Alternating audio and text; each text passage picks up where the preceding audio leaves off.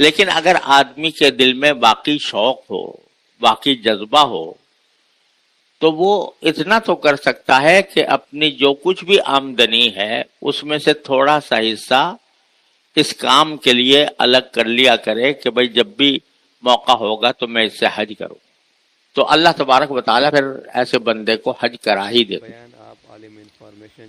مجھے خود اپنی ہمشیرہ کا واقعہ یاد ہے۔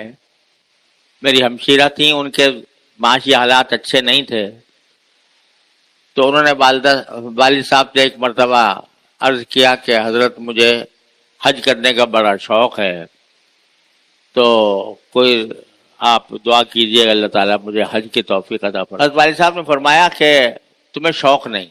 کہا جی مجھے تو بہت شوق ہے۔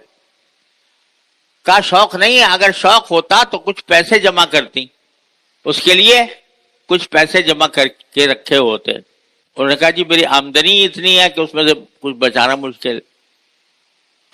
حضرت والد صاحب نے فرمایا کہ تھوڑا کہ چلو جتنی بھی آمدنی ہے اس میں سے تم اس زمانے میں آنے ہوا کرتے تھے، 8 آنے رکھ دیا کرو، مہینے میں 8 آنے اس کام کے لیے رکھ دیے کہ میں اس سے حج کرنے کی پیسے جمع کروں۔ انہوں نے پلے باندھ لیے۔ اتفاق سے ان کا انتقال ہوا، 37 سال کی عمر میں، 34 سال کی عمر میں انتقال ہو گیا۔ جب ان کا گھر کا سامان دیکھا گیا تو اس میں ایک تھیلی نکلی، اس تھیلی کے اوپر لکھا ہوا تھا پیسے برائے حج، حج کے لیے یہ پیسے جمع کر رہی۔ کھولا تو اس میں صرف 65 روپے، یعنی وہ 65 روپے جمع کر پائی تھی حج کرنے کے لیے۔ حضرت والد صاحب تعالیٰ کے سامنے آیا، حضرت والد صاحب کی حیات میں ان کا انتقال ہوا تھا، تو حضرت والد صاحب کی آنکھوں سے آنسو جاری ہو گئے اور فرمایا کہ میں نے کہا تھا اس سے، اور اس اللہ کی بندی نے یہ اپنا پیٹ کاٹ کر یہ پیسے جمع کیے۔ تو حضرت والد صاحب نے فرمایا میں انشاءاللہ اس 65 روپے سے ہی اس کا حج کراؤں۔ چنانچہ حضرت والد صاحب رحمۃ اللہ علیہ نے مکہ مکرمہ میں ایک صاحب کو نامزد کیا، ان کو یہ پیسے بھیجے کہ بھئی تم ان کی طرف سے حج بدل کر لے۔ انہوں نے حج بدل کیا۔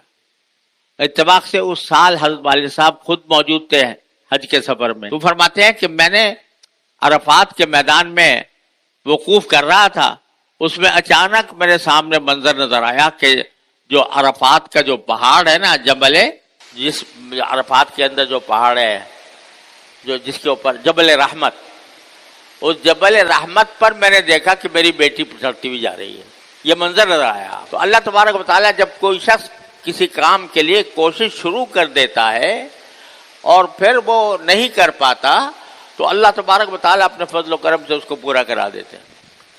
لہذا جس کو بھی حج کا شوق ہو وہ ایک کام تو یہ کرے کہ تھوڑا تھوڑا پیسہ جمع کرتا رہے حج کے لیے۔